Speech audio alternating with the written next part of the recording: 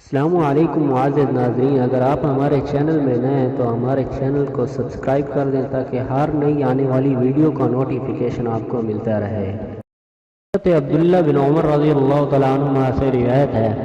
کہ رسول صلی اللہ علیہ وسلم نے میرے دونوں کندھوں کو پکڑ کر فرمایا، دنیا میں یوں رہو جیسے مسافر یا راہگیر۔ حضرت عبداللہ بن عمر رضی اللہ تعالیٰ عنہما کہا کرتے تھے، جب تم شام کرو تو صبح کا انتظار نہ کرو، اور جب تم صبح کرو تو شام کا انتظار نہ کرو، اور اپنی صحت میں سے اپنی بیماری کے لیے اور زندگی میں سے موت کے لیے کچھ حاصل کر لو۔ علماء نے اس حدیث کی تشریح میں فرمایا کہ دنیا کی طرف مت جھکو اور نہ اس کو وطن بناؤ، اور نہ اپنے دل کو لمبی دیر رہنے کے لیے اس میں لگاؤ ہو، اور نہ اس کی طرف زیادہ توجہ دو، اور اس سے اتنا ہی تعلق رکھو جتنا مسافر غیر وطن سے رکھتا ہے، اور اس کے اندر مشغول نہ ہو جس طرح وہ مسافر مشغول نہیں ہوتا جو کہ اپنے گھر واپس لوٹنا چاہتا ہے۔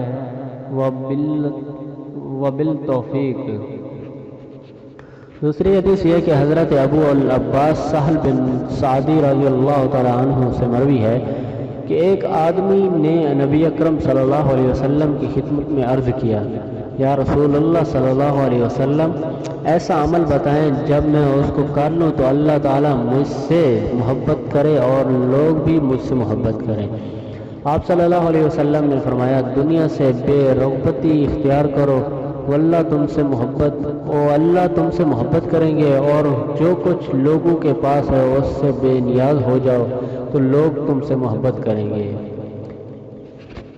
ایک اور حدیث میں آتا ہے کہ حضرت نعمان بن بشیر رضی اللہ تعالیٰ عنہ سے روایت ہے کہ حضرت عمر بن خطاب رضی اللہ تعالیٰ عنہ نے جو لوگوں کو دنیا ملی تھی اس کا تذکرہ فرمایا، اور پھر فرمایا کہ میں نے رسول صلی اللہ علیہ وسلم کو اس حال میں دن گزارتے ہوئے دیکھا، بھوک سے آپ لپٹ رہے ہوتے اور ردی کھجور بھی نہیں ملتی تھی